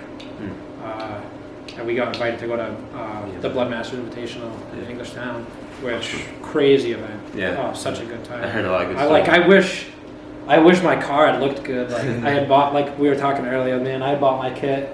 That's crazy. We had painted my car. Like I bought new overs, like refresh. You know what I'm saying? In Jake and Matt's old garage in Westport, like full refresh. Like all of us, like hands on deck. Like I can't thank them enough for like. We got my car done in like I remember it was during like a big quarantine time or something around that, where you guys I remember it was like in a week or something, you guys like really threw your car together and got it, all of a sudden it came out of the shop looking like a whole new dude, like the blue and everything. Yeah, so that blue is off of a Ford like pickup trucks. It's called Blue Jeans. Blue Jeans, of course, my Ford. Right. So we like really cracked down. Like halfway through, I'm like, dude, like this isn't worth it. Like we're kind of like half-assing it right now. Like I don't know, but it came out extremely well. Like for the circumstances, like the paint booth that we worked in. You know what I'm saying? Like we're not professionals at painting. You know what I'm saying? And it came out. Like, it did come out very well. I was blown away. Yeah, you know, it was good. And like all the work that everybody put into it. You know, like everybody was there, hands on deck, like sanding, fiberglass repair. Like that's what I always say about Street Heat, man, is that you guys are like so like everybody as a whole, not just for yourselves and like for the team itself, but like for anybody. Like for me, example. Like you guys all, if there's a problem, like, oh yeah, I got you. Or if I need a hand or something, like I need to go to Jersey, bro. Like literally, I let Josh know like 2 days before. I was like, hey Josh, you want to come down to Jersey with me? I need to pick up a coupe. And he's like, oh yeah, hell yeah. Let's go. And that's like, it's so cool. People you guys are so down to just hop in and just go and help out homie. And that's super. We're always down for a road trip. I appreciate it so much, man. But, you guys are dope. So yeah, like that winter or whatever, like Corona start of it, whatever. Yeah. We got the car painted, and it was just like a bummer because like I had to put this like a VIS body kit on it that like didn't fit at all. Like, I just wasn't happy with it. You know what I'm saying? Like, I was pissed that my kit didn't come in. Like it was supposed to come in for the special stage that was going to happen at Thompson in March, right? And I think it was like March, April. So like my kit was supposed to come in, and it never did, and like kind of like threw us all off. And then the Blood Masters thing came up, you know, and we're like, all right, let's push to getting the car done. Definitely. And so we got the car done, and it came out great. I can't wait to get this kit on it now that it finally came in. You know, it's gonna look so good. Man. Yeah, really. But so I mean that's kind of where we are now. I mean, like the Bloodmaster Invitational, we all like drove like really well. The only thing that I regret is like not. I wish we had kind of like I think so like it was like teams of 3. So we ended up. It was like a huge debate in our team, like because Joao had come along also. Right. Can't forget about Joao. Of course. Yeah, he's always been there. So obviously we have 6 people, and there's teams of 3, and like trying to debate. We were trying to debate. Like Jakey had like just kind of started driving, but like he's like the same as like us. Like he's just like got that driver mod. Yeah. Like, anything that kid can do. You know what I'm saying? Like right. No, he's just definitely naturally talented at everything. So like he was like coming up, and so like basically Josh, he always had like car like problems, like just like his car was never like properly put together, like always leaking oil on his hot stuff. Like he driving like a Venge with like no springs in his car or something like that. So like he never really had a solid car until this season. Like BMI, his car was like getting finished for BMI basically. It was down off season pretty much. Yeah, he was just building it the right way this time. So like his driving wasn't as good as like. So basically, we had like me, Matt, Jake, and Jakey. So that's 4 of us, and you only allowed teams of 3. Right. So like we had to make 2 teams, and it was like we're gonna have an A and a B team, and it's like who's gonna be on that first team? You know what I'm saying? So like it's definitely a big debate. It was a huge debate. Like Jake's driving wasn't up to par. Yeah. You know what I'm saying? Like he drives aggressive, and like. That's like what we needed. Matt wasn't always so aggressive, but like he was consistent. So like basically what it came down to was who do we want on the first team? Is it me, Jakey, and Matt, or me, Jakey, and Jake? And it was like a huge debate, but I don't know. I think being you, Jakey, and it ended up being like Jake's car. He had like done like a lot of stuff to it. Like, changed up a lot of things. Like never got used to it. He was explaining that his season was weird. Yeah, that's all I. Yeah, that's all I. That's what I can pull away from it. I don't know what happened, man. Like it was like I said, like 2018. We drove. Me and him like drove like great together. I think he had a KA in his car at the time. Yeah. And like, dude, we were just like on fire. Oh yeah. And then I don't know, something happened. Like he put the SR in his car and changed up a bunch of shit. And it just like he never like got fully used to it. You know what I'm saying? Like never could adapt, I guess. Even his style changed, like the look of his car changed. Yeah. And maybe even that could have thrown him off a little. I think the wing probably put like too much downforce, maybe. I don't know. Yeah. But something happened. But regardless, we got it sorted out, and I think we made the right decision. Yeah. You know, I wish I had gotten to drive the competition track. Like I wish I had gotten to lead it. Yeah. Like we should have done that, so that way. Because like we only got a little bit of time of practice, and it was always our thing was like Matt was gonna lead, then it was gonna be me, then it was gonna be Jakey, because I'm good at chasing. Right. You know what I'm saying? So like kind of wanted to keep it like stacked, and like Jakey can chase too, but like sometimes Matt gets lost back there with us. Yeah. Like the aggressiveness, I don't know whatever. But so I wish I had gotten to lead, so that way like I could see the track. You know, from like the lead standpoint, you know what I'm saying? Right. But I think it all worked out well. You know, I don't know where we qualified. I think it was like within the top 10, but they only took the top 3. Yeah. It was like kind of like a short competition, you know, like one night deal. Right. Yeah. But we did a lap that I thought was like really good. The one that I posted on Instagram the other day. Yeah. Jakey was kind of a little far back, but that's still. Yeah, but like still out of all the teams that were there, like I think there was like 20 or so teams, you know. Right. Even what's his name? What's that team? Is it Stargaze? Is that what they call them? It was Zach Foss. Zach Foss. Yeah, Stargazer. Yeah. Even them was there. Yeah, they were there. They Jakey and Zach hit on I think the first day we were there, like the practice session. Oh yeah, that's right. Jakey just destroyed his. No, yeah, Jakey destroyed his car. Yeah. Jakey's car destroys everybody's car. Yeah, I know. This is that Beamer life. Yeah. But yeah, I mean, that was like, I don't know, one of like top moments of my drifting career. Just right. like, I don't know, it's just like, I did a competition at Loudon. It was like W Drift, I think it was called. And it wasn't like a real like sanctioned event because like I think they were more West Coast maybe, but like so like most of the competitors that normally did it, they didn't come up here. So like it was like hey, we need competitors. Yeah. So yeah, it's funny actually you mentioning BMI because I was gonna and you said that that was like your favorite experience or something like that, and that's funny because one of my questions was actually what's your favorite event or even driving, I guess what's the favorite event or not driving. Yeah. So that's kind of cool. We covered it a little. Yeah, well, maybe we can get into that.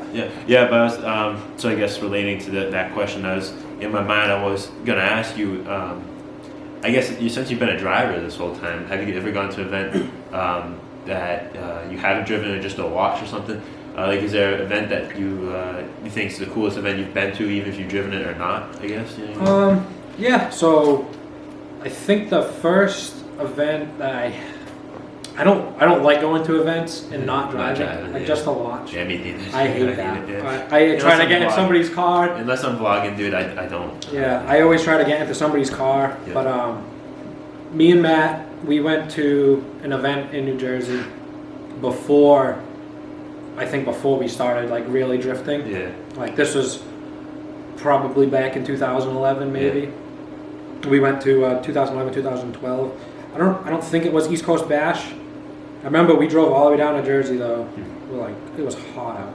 So it might have been East Coast Bash, might have been Freedom Boost, but it was I think it was one of the 2-day events that they hold there. But we went down there to watch. Right. We just had a good time down there. But that's one that comes to mind where I just went strictly to watch. Didn't plan on going down there for helping out the homies or whatever. Like up here, like if my car's broken or my car's not going to make it to an event, up here, I'll still go out and just to hang out. But this wasn't like an event where we just went to hang out. This was an event where we went to watch and just experience it. You know what I'm saying? It's just more time to watch it. Yeah. Important. But I mean, talking about BMI is probably one of my best memories. Yeah. I want to say that just because it's so recent and it's so vivid. Right. But I mean, I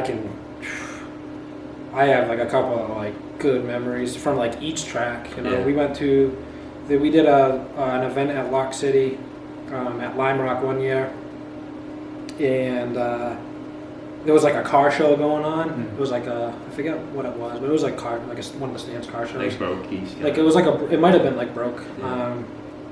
So they were having a car show, and we were doing a drift event, and it was back in the day, we're camping out. Right. I feel they don't really camp out anymore. Yeah, they did that once this year, I think a lot. So all the car show people were there, all the drift people were there, and I don't know, we were just partying and whatnot. And I remember somebody was playing the Mortal Kombat theme song.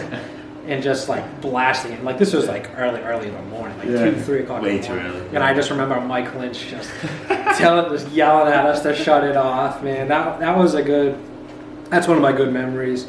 And then another one that comes to mind was going down to East Coast Bash, or I think it was the one that I painted my car all white for, the plastic. Oh yeah.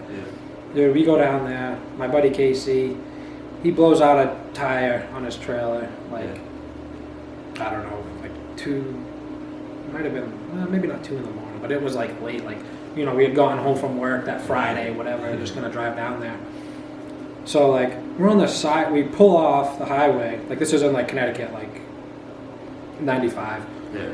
We pull off the highway, dude, take the tire off, and we're just there with like pry bars and shit, just like changing this tire. We got a couple of our friends, like I said before, Joe Scuderi, Ryan Woodbury, they were coming down too. So like they were like, I don't know, maybe an hour or so behind us. They had a spare. We didn't have a spare. Yeah. We put the spare on. Yep. Find a gas station to like air it up, put it back on. We get back on the road, dude. Like 4 exits down, thing blows out again. Oh my God. Yo, so like now I know exact. I don't know like towns in Connecticut, but like I can tell you the exact building we went to. It was like a 24-hour like towing company, and like sketchy area. And we get like a used tire from that guy, I think, and like I don't know, it was just like a nightmare trying to get out. And I was like, I think that might have been one of the events. I blew up an engine. Casey blew up a transmission. He bent a tie rod going through the pits. No shit. Dude, anytime we would go down to New Jersey, it would be a shit show. Like that's why I'm so happy. Like BMI went pretty well. We got a subframe. Yeah. For me, I don't know. Jake kind of messed his car up a little bit. You know, Jakey kind of really messed his car up a little bit when he smacked the wall. Yeah. But like for me, I can't complain. You know. Yeah. But yeah, I forgot about that. Yeah, I saw that in your story. I was like, dude, that whole event, bro. So I work Saturdays, dude, right now. So that I didn't have the opportunity to take that time off and go to the event to hang out and watch. Yeah. But I was the whole weekend, dude. I was looking at you guys' stories. I was like, damn. I was like, I wish I was there because that's so cool, bro. Like, I mean, probably at the time it was pissing you off that you cracked yourself. Well, no, it was just like a heat of the moment thing. Like back to like memories and stuff is where I think we left off. Yeah. So you can just start anywhere, honestly. So I'll just explain to them. Yeah, the battery died, so we had to kind of like charge it up, and now we're kind of off track a little bit. Chill for a little bit, lost track. But I think we were talking about memories. Yeah, so you just kick it back into wherever we're at. You know? Yeah, I mean, probably one of the biggest memories that I need to remember, I'll never forget, was so my buddy John from work. He's always just kind of come hang out, drift events and stuff, and he brought 2 girls with him to the drift event. You know, neither one was. I don't think they were his girlfriend, but whatever. He brought these 2 girls to the drift event, whatever. So that's cool, and giving them ride-alongs and stuff like that all day. And then we come back to the house, you know, whatever, have like a party or whatever, and kind of that's what I'm getting at. Is that's where I met Rose, my girlfriend now. Oh shit. So yeah, I mean, if he had never brought to the drift event, I would have never met her. So yeah, that's probably one of my best drifting memories, I guess. That's awesome, man. That's cool. Yeah, that's originated from drifting, man. Yeah, it's cool. I mean, I'm not like totally like with like all like the corny like you know whenever I propose to her, it's not going to be like at a drift track. No. It's cool that's like a memory, like biggest part of my life. Yeah. Right as of right now, you know, has been drifting, and to meet her at a drift event was cool. That's rad, dude. You know, that's good shit, man. It's good. Yeah, I mean that's pretty much my drifting career, I guess you could say. Where it all started, and you know, a couple of things I've been through, and of course, man. Where we're at now, I guess. Right. Yeah. So I guess going back into questions and stuff. Yeah. Are there any other like motorsports that you think that you might get into at some point? Because I know you was tied with Derek and stuff doing. So I mean, this whole like this year with COVID and stuff like that, we weren't really doing too much drifting per se, but one of Matt's students, well, he graduated, but he was Matt's student. Kind of met him through Matt. Right.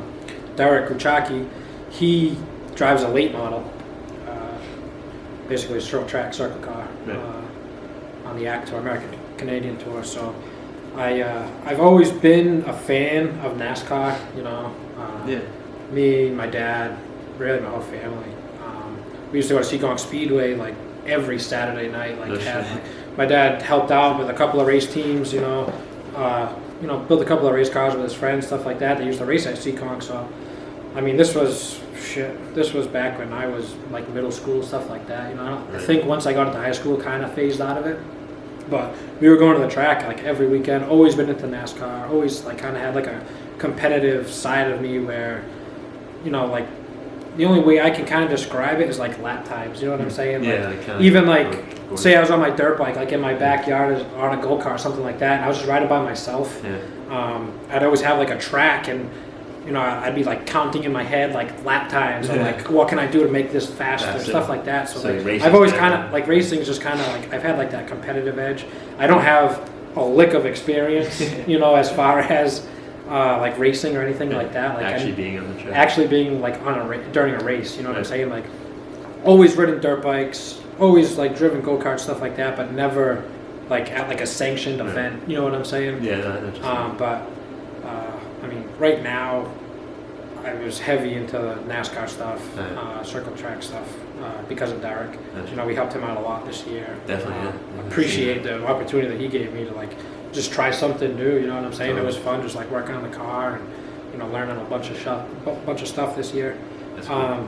And it kind of got me to want to buy a car. And start doing some over. Matt bought a pure stock, which is like basically a class that is really only run at Seekonk Speedway. Right. You know, all metal bodied car. Yeah.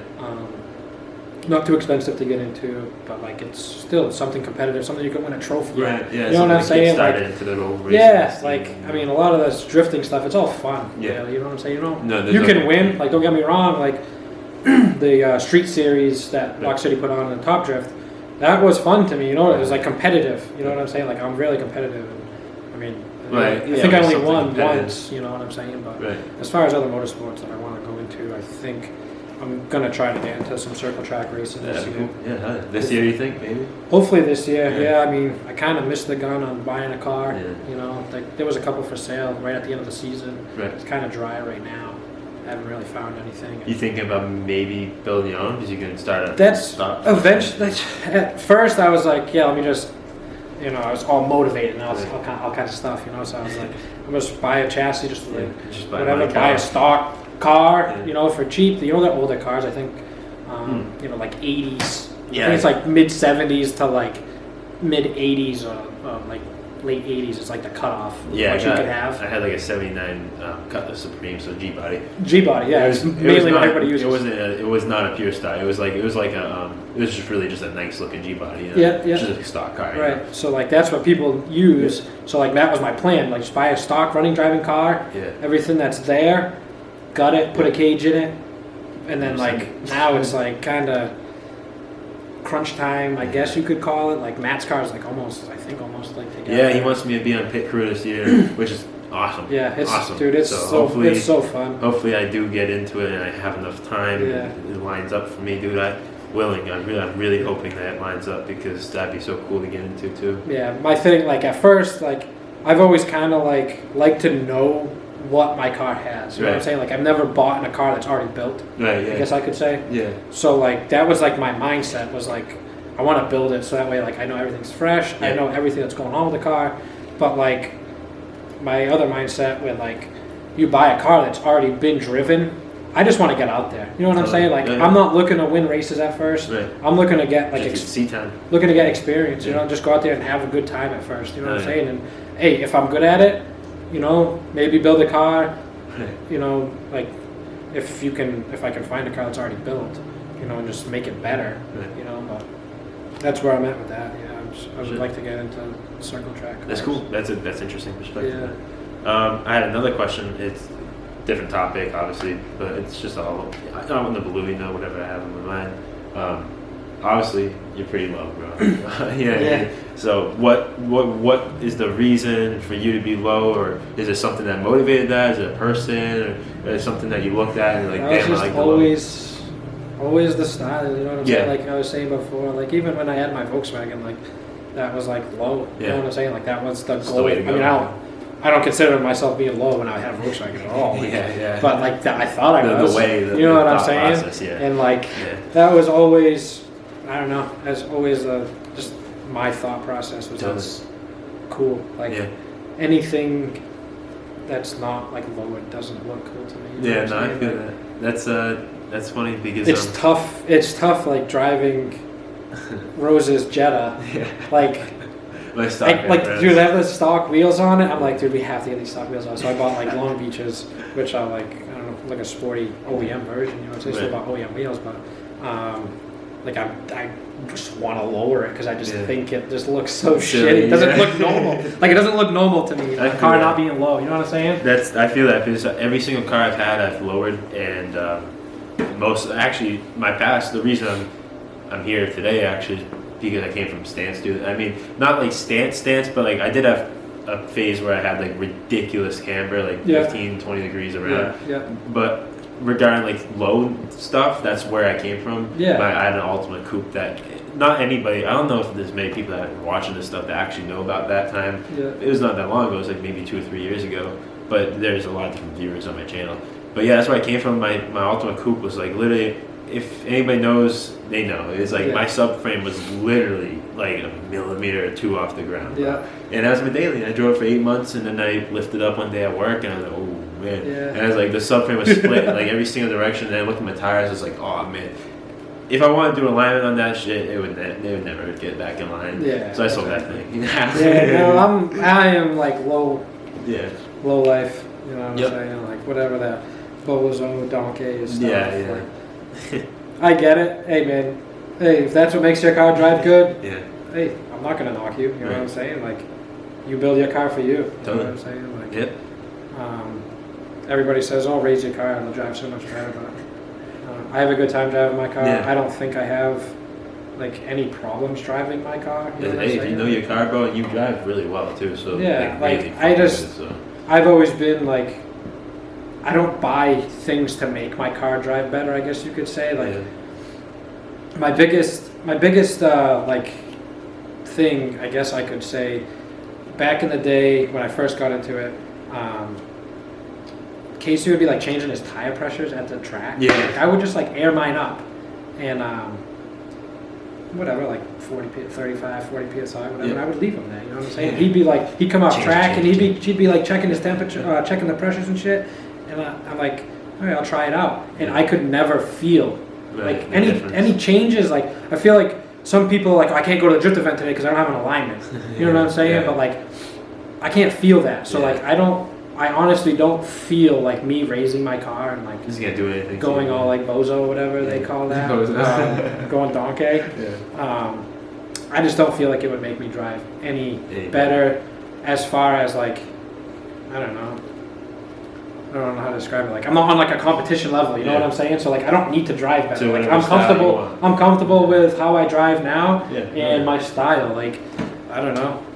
That's what you like now. I don't know. It's only gonna go lower this year. Yeah, that's crazy. Yeah. Last year I kind of had that bigger kit, but I don't think this isn't as big. I don't think this racing line kit is as big. Yeah. No. I mean, last year I ran a. Was that originally? I think it was a Uraz kit. Oh, was so like that's a big kit. Yeah. So like I probably shouldn't go lower considering I snapped my subframe. Like scraping the ground.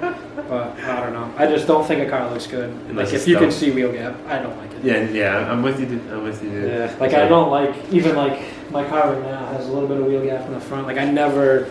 After I put the overs on and stuff, like I never got spacers. I never got the fitment right this year. But like I don't know, I kept it low. Yeah. I respect it, dude. That's me and Dom. So Dom's actually from being low too, like that's his background. My buddy Dom, I don't know if you him. Yeah, I know. But that's his background as well. Is the stance and the low, super low. Like there's 3 guys in the area, me, Austin, and Dom, and we were like, Austin especially. He's like he has an EK Coupe, like Civic. Yeah. And I mean, like, dude, like it's not like just it's not low, bro. It's like beach. Literally, the subframe does not get off it's never off the ground. It's like flat ground. Like on this smooth, it's literally scraping. Yeah, it's crazy. Yeah, that's like, to me, that's a little bit too much. Don't get me wrong. Like I don't mind I don't mind scraping here and there. Like hit a bump, scrape. Right. But like, I won't drive a car that like you can't drive. I can't drive. You know what I'm saying? And I'm just saying that's where we come from. But Dom's actually going to be going a different route. He wants to have like the higher up look with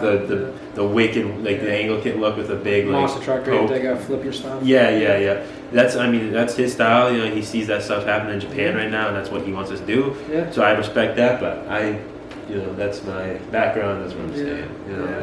I respect it. Yeah. But and I talked to to Jake about street drifting and stuff. Yeah. Because everybody's done their little fair share. Yeah. The older you get, the less you do and stuff. But everybody does street drifting, and they have a background. If you want to talk about it, if you have any crazy stories, because he talked about the time that you guys crashed and then you guys were like pushing cars and stuff. Yeah, so, I think kind of the video kind of got a little bit broken up there. Yeah. I think you guys were like the camera went in and out. Yeah. So like I'll kind of elaborate on that one a little bit. Yeah, please, yeah. But so yeah, we were out street drifting, and I don't know what was going on with my car, but like I don't think we had really. This wasn't at the point where we had really like tandemed, like driven together on a track. Like weren't really comfortable with each other yet. I don't think. But I do remember something was going on with my car where it was like breaking up. I don't know if I hadn't gotten it tuned yet, and we were just kind of like out driving. I think we had gone to a meet actually. I think. Yeah, that's what he was saying. And so my car was like bogging down. Like it was not driving good. He's like, "Oh, come on, just let me follow you." Yeah. So like my car was bogging down, and I'm like, this was just like a, like a 4-lane wide, like industrial park type deal. Yeah. But it's just like it was just going to be like a right hand turn. I think. Yeah, we were going downhill. It's going to be a right-hand turn. Right. So, like, my car is underpowered, so I'm like, oh, I got to cook. Yeah. So, like, I just got this thing, like, moving, and I just went in way too hot and spun it out. And he just, like, he was behind me, and he just, like, slammed right into me, you know what I'm saying? Just, like, brakes, locked up the brakes, I think. And we just hit head on. And, I think I broke a tie rod. So, like, we got it up to like this, like, I don't even know if anybody was using this building, but it was like kind of like an opening that was like overgrown. So like we kind of put the cars out there to assess the situation or whatever. We figured out that like his car was not going to be drivable. Yeah.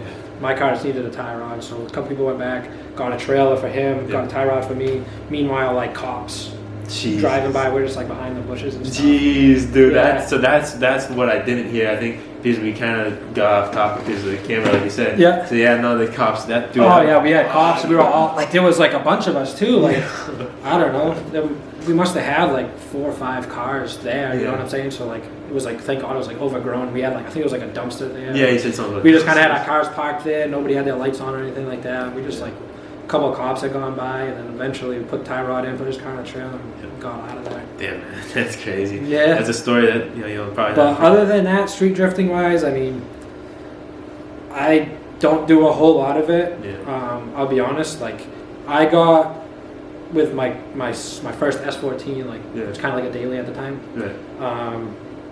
I got pulled over one time. I blew a stop sign, drifted through the stop sign, and got pulled over. And got in a little bit of trouble for it, obviously. Like, didn't get my license taken or anything like that. Just some sort of ticket or something. Oh, I had to do like community service. Holy shit, bro. Like, yeah. So like they got me with like driving to endanger and like all this other stuff. So like I had to do like community service, like whatever, like weed whacking, like stuff like that. Like I think I painted the walls at the New Bedford Pier. Like, that shit. That blue wall. I painted that one. But, so like ever since then, like I used to drive like an asshole. Yeah. Just drive, like speeding everywhere I went, but like ever since then, dude, like I don't know, I just calmed down like a lot. Like that was on my 18th birthday, I think. Oh shit. So like ever since then, like I calmed down a lot. But I mean, we don't really have any like good street spots around here. You know what I'm saying? Like there's no like highways, like intertwining highways. I mean,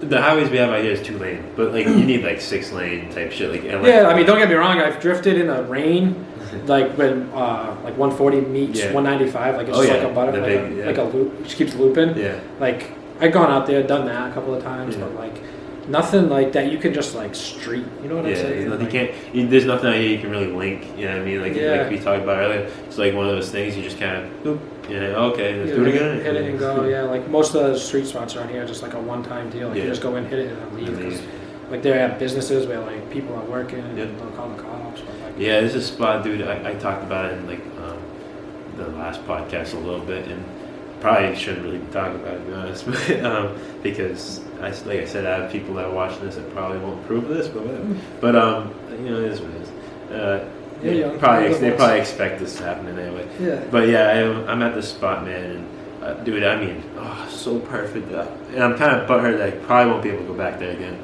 But it's like literally this beautiful spot where it's like this toge vibe, dude. It was nighttime. It was a little cloudy, a little misty. It was beautiful, dude. And I was like thinking about like Japan, and that's my personal. I love the Japan shit. So like, you know, I'm going in on the curve. There's like these two curves, and it's just like gorgeous. You know, just perfect. And it's wide, and it's like the guardrails vibe. So you know, you have a risk. You know, and then you get over this bridge, and it's just huge, dude. This huge spot. You just do whatever you want. You know what I mean? So I'm a kid in a cane shop. I go in. You know, I'm at the track. I'm like scared. There's people watching me, and I feel like I'm being watched. It makes me feel uncomfortable sometimes. I have this weird thing. And I shouldn't feel that way, but whatever. And so when I'm on the street, my mentality, I'm like, oh, dude, I'm with my friends. Everybody's happy, good vibes. Yeah. And I just go rip it. And And I go crazy. I went for like, I don't know. I don't think I let go of the gas for like 10 minutes, dude. And I'm just having a ball, no oil cooler, bad stuff going on in there. And all of a sudden, I just fell out. And I'm like, oh, well, that's it for my engine. And I was totally fine. It's about the time where I was about to get a daily. And I was like, whatever. You know, it is what it is. Had fun? Yeah, I had fun. So I'm like, I hop out of the car, I pop the hood. My manifold's are glowing red, dude. And I'm like, holy shit. So Dom's like, oh, bro. He's like, yo, it's done. And I was like, yeah, whatever. You know, and so we go for a little walk, and I come back, and I'm like, oh, let's see what happens. And it starts right off and drive away. Yeah. And like I said this already to Jake, and you've already heard it, but it's funny. And I'm driving on the highway going back to drop off Dom or something.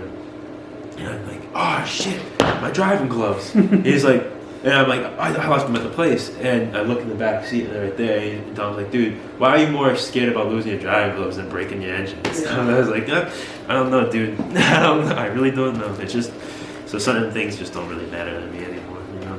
But yeah, I had some fun street drifting this season. I'm probably not gonna go back at it. Right. Maybe a couple more times just to teach like my friends, like just to kind of show them the ropes a little bit. Yeah, I mean that's like a big thing. I think like within the drifting community is like street drifting versus like track drifting, and like most people are like, oh, I don't condone street drifting, or like street drifting is the way. And it's like for me, it's, I don't know. I'm not going to say either one. You know what I'm saying? Like, do whatever you want to do. Yep. You know what I'm saying? Like, I don't. The only thing that I will say is that going to a real track is where I feel like I progressed the most. Like earlier on, like I said, I started out in Loudon, which is just a parking lot. Right. And then my first track was New Jersey. Right. At Englishtown. And like I just feel like my driving improved so much as soon as I got on a track and had like guidelines of where to go. No, totally, instead of just going to a parking lot. You know what I'm saying? Yeah. That's where I feel like I like really progressed. Was as soon as I got to a track and like had some sort of direction on where to go. You know? Yeah, that's totally. But as far as like street drifting, I'm not really too much about it. But like I said, I'm not gonna go say no. I'm not gonna say no. You know what I'm saying? I'm not gonna say that's the only way to do it, or no, don't do that. You know what I'm saying? I understand that. Yeah. But I don't know. I think I've covered, you know, things. If you have anything you want to talk about, anything else you want to share, obviously feel free. But I think we've covered a good amount. We flowed pretty nice, man. It was a good time always. Yeah. So like I said, I appreciate it. Yeah. Honestly. I always I don't know. I could talk forever. Yeah, for real. I could talk for a bunch more time, but I got some stuff to wrap up too at home. So. Yeah.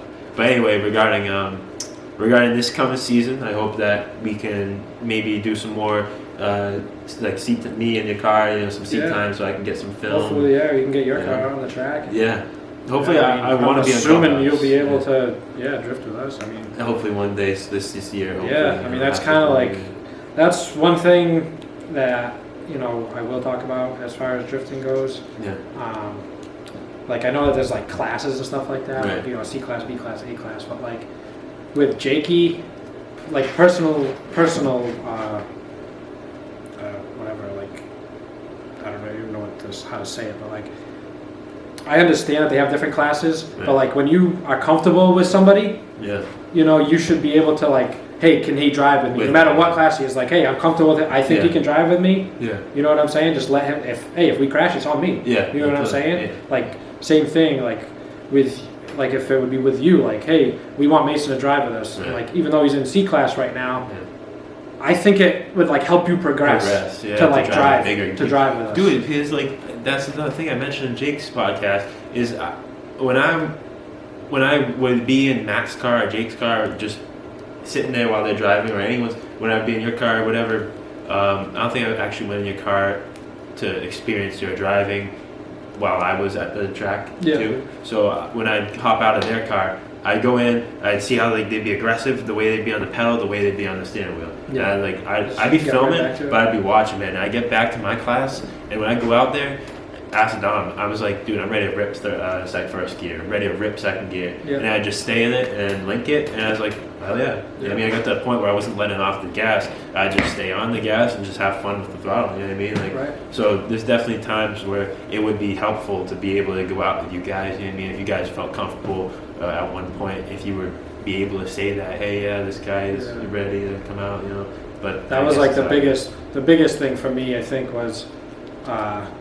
Casey, he had driven before I had. Yeah. So like when we drove together, he would always lead and I would always follow. Right. And like, I think that was like kind of like one of the biggest downfalls. Like when I first started drifting with Matt and Jake and Jakey, I would always want to follow. I'm like, yo, you guys lead. Like, I want to follow. You know what I'm saying? Chasing's probably fun. It's like it probably didn't help them any. Yeah. But I don't know. Yeah, right. We've recently gotten to like flip flop. You know what I'm saying? Like.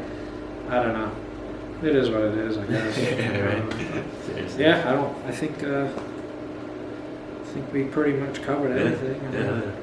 I mean, it's not really to me. I don't think the direction I want to go with these. I don't think there's really like a direction I want to go if we just talking. And I have, like I said, I have these questions. They see me looking at the phone now and then. Yeah. I have the questions just for like topics. Yeah. You know what I mean, just if something needs to be.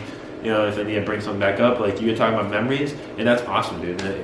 That's really what I want to show is like you've had a lot of experience in this, and like you know the memories are really what's important to me. So that I appreciate you, doing your thing and talking about your experiences. That's really where I want to be. Yeah, man, the memories are like I don't know. I could go on and on, like for stories and stuff like that. Right. Hey, there might be down the line, bro. And maybe I'll do a second feature with you. After this season goes through, and you want to talk about some more stuff. Yeah. I'm always down to do another feature, man. So. Yeah, I'm down. Hell yeah. I appreciate you letting me on here. No doubt, bro. Thank you for doing this with me, man. It helps me out a lot, man. Yeah. Thank you. All right, guys. Check out last podcast. It's a bunch of content on my channel. You guys know the vibe. So subscribe, like, share this, have some fun, watch it, don't watch it. I don't care. But thank you guys. Comment on it. Tell me how shitty I am at driving. Later.